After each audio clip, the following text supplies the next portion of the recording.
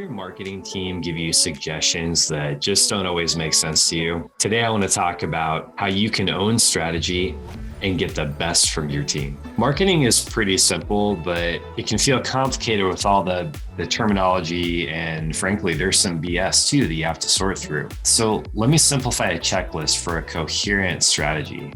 Because if you understand how the strategy works and the job of each component, you'll be able to understand a lot more about whether or not to give money to your agency to do work for you. You want to create a theory or philosophy of why people come to you.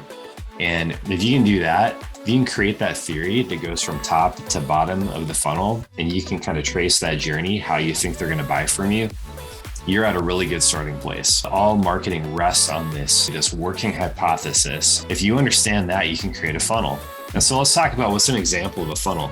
Well, the simplest example is you have an ad, you get people from the ad, and then that gets them to the landing page. Once they go to the landing page where you really have a chance to convince them and they go through it, then they go down to the buy now button. Once they click buy now, they're taken to that screen where they are allowed to put in their payment information. They put that in, they press buy. Creating this working hypothesis is basically saying, who are these people?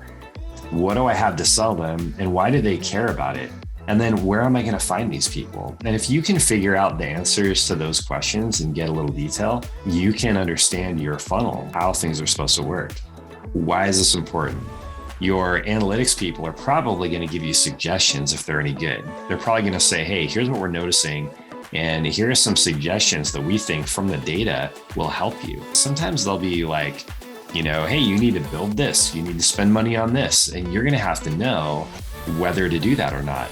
Everything costs money, and these suggestions need to make sense to you so you can know how to spend that money. Make them meet you up there. You'll start to understand how this funnel works. They will build your sophistication if you can just ask smart questions.